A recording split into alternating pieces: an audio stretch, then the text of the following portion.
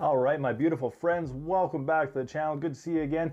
Here is the video that I've been wanting to make for a while. This project I found very interesting. I really like the show Supernatural, and that first blade, when I first saw it, it really got to me. I really like the look of it. So here it is, the first blade. This came out absolutely great. I really like how this came out. This was a hard project, actually. This was quite difficult. There was a lot to do on this one, but I think it really turned out great. So I'll tell you what, why don't we go to the video and I'll show you how I did this. Okay, so I started off, I took two pieces of paper, taped them together, and then on my computer screen, I blew up a picture of the first blade, and then basically I just traced out that blade onto the paper. Which gave me, a template to work from, and then all I did was I took a whole bunch of scrap foam that I had laying around. I have no good pieces anymore. It's all scrap like this. So I took a whole bunch of these and kind of mixed and matched them together to come up with some sort of blade looking thing anyway. Glued all these pieces of foam together.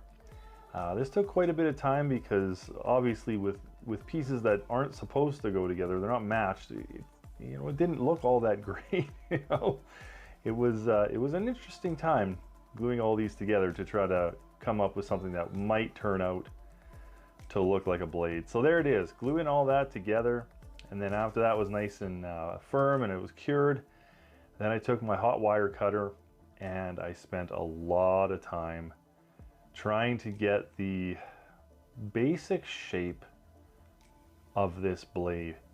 And this took quite a bit of time. Like I'm talking about hours, because this was not simple, especially with all those pieces of foam that were glued together.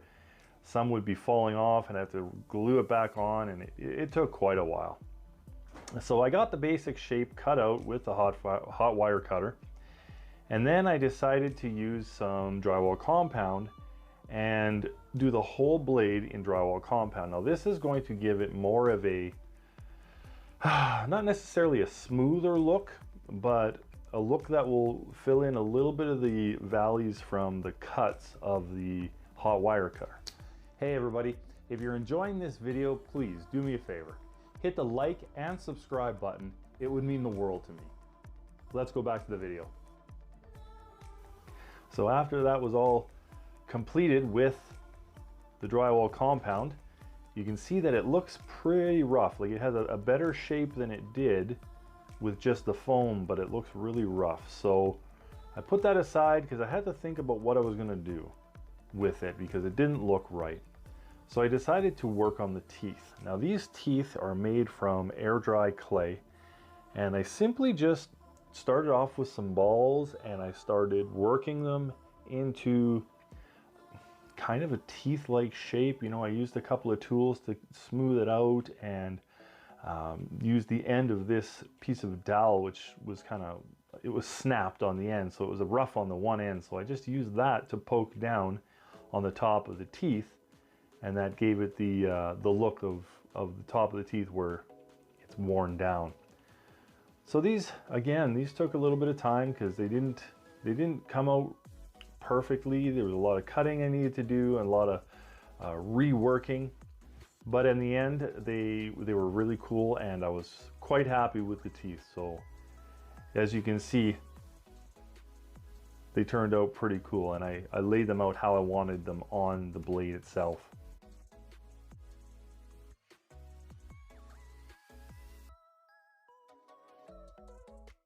So I set those aside to dry, and then I used some pleather material, I guess you can call it. This is what I used to build my guitar amp and guitar cabinet, to cover it anyway.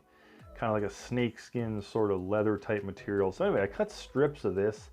Thought that would be pretty cool for the handle, and just that was all it was, just cut the strips of that stuff. So I just set that aside. There was a lot of setting aside of things because I had to think about how I wanted to work with some of these things. So anyway, here I am sanding off all the high points of that drywall compound, and that turned out pretty cool. There's some of the gouges, some of the valleys in this blade make it look like, you know, the bone has been used, you know, has been used in like a war, like, you know, to kill people. And there's gouges and there's damage in the bones. So that looked really, really cool. So then I took the black paint and Mod Podge and did the whole thing. I actually had to go back and redo this again, because when I tried to put the teeth on top of this, the teeth weren't sticking. And I knew this from past projects, I just forgot. Clay doesn't stick with hot glue. And I should have remembered that, but I didn't. But anyway, I painted up the teeth, tried to glue them on. They stuck well enough, but I had to go back and I had to Mod Podge the teeth as well onto the blade itself.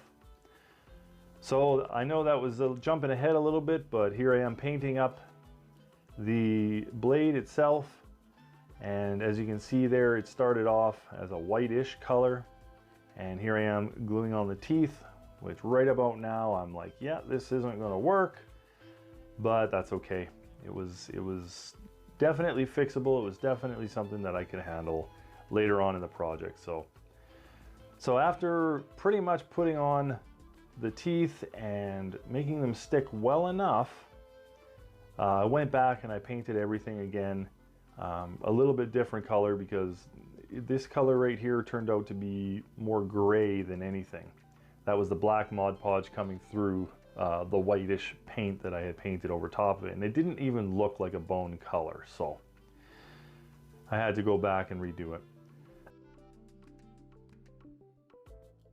So there you can see the teeth that are on there. It's starting to look really, really cool. And the teeth didn't come out the right color either. So I had to go back and I had to repaint the teeth. I think it was like 3 times before I got the right color down. Like I said, guys, there's a lot of work to this project, a lot of going back and forth, but that's okay. Sometimes we make mistakes and we have to fix them. So it's always a work in progress. So here I am putting another coat of white paint, whitish paint, and then getting some brown wash on here. Now the brown wash definitely made this look a little bit better. I actually had to go back again and use a little bit of a yellow wash just to get more of that bone kind of color. And that was interesting. So here I am painting on the stripes, the decoration that's on the blade itself. And this is just some red paint, trying to mimic exactly what they had on the first blade there. It came out pretty well, you know, and then actually when I went and I did more washes, it really dulled the red, and I really liked the way that it dulled the red, because it made it look a little bit more authentic. So anyway, guys, here's the video. I really hope you enjoyed this. This was a difficult but fun project, and I hope you liked it. Guys, we'll see you again soon. Take care.